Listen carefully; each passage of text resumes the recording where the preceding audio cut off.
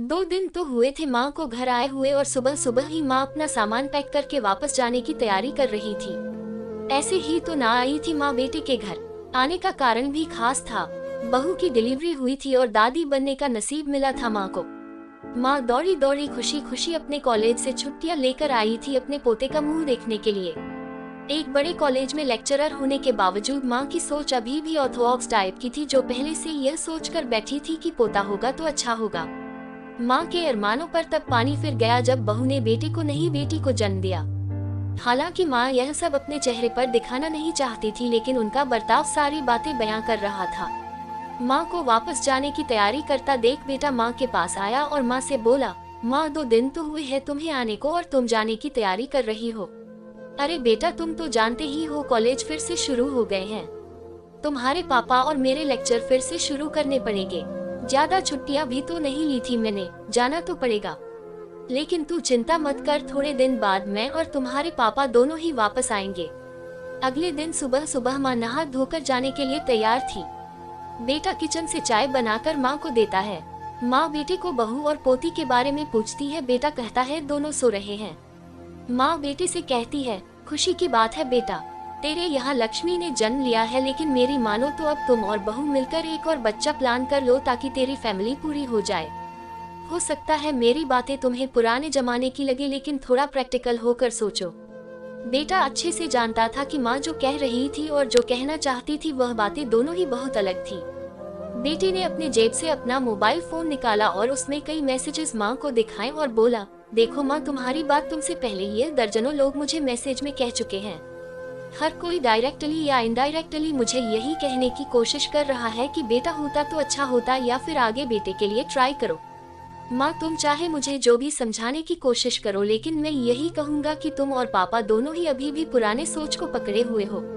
और ऐसा मुझे इसलिए कहना पड़ रहा है क्योंकि अगर मेरा बेटा हुआ होता तो आप इतनी जल्दी जाने की तैयारी ना कर रही होती और उसे अपने हाथों में लेकर यहाँ से वहाँ खिला रही होती और पापा भी यहाँ पर होते। 21वीं सदी में जी रहे हैं हम, फिर भी ऐसी मान्यताएं, और आप दोनों से मुझे यह उम्मीद ना थी। आप हजारों बच्चों को लेक्चर देते हो और खुद इस तरह के विचार रखते हो।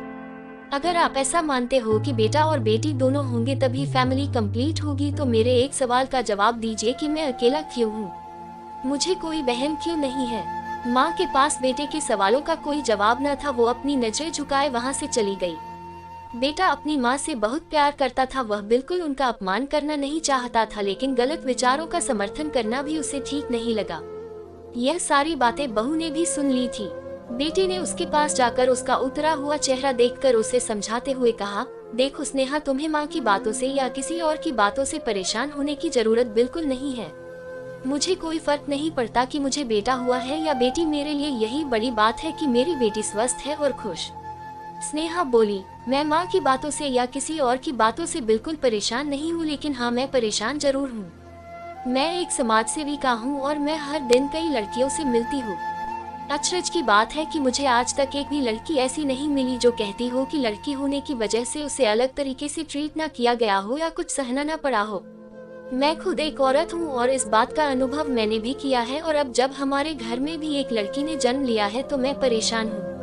पति अपनी पत्नी को समझाते हुए कहता है। कल्पना चावला, रानी Lakshmibai, PV Sandhu, Pratibha Patil, mother Teresa, Kiran Bedi. List इतनी लंबी है कि कभी खत्म ही ना हो। क्या इन सब ने यह सब फेस नहीं किया होगा? जरूर किया होगा, लेकिन उन्होंने दुनिया को जो साबित करके दिखाया है और जिस मुकाम पर वे पहुंची है वही हर लड़की को हौसला देने के लिए काफी है। और इन सब में जो सबसे पहला नाम आएगा जो हमारी बेटी को हौसला देगा वह होगा स्नेहा का, यानी कि तुम्हारा। हमारी बेटी की हिम्मत और ताकत बनोगी तुम। दोस्तों, सिर्फ महिला दिवस मनाने से या देवियों की पूजा करने से लड़का लड़कियों में समानता नहीं आएगी। यह समानता तब आएगी जब हम अपने विचारों को जड़ों से बदल पाएंगे।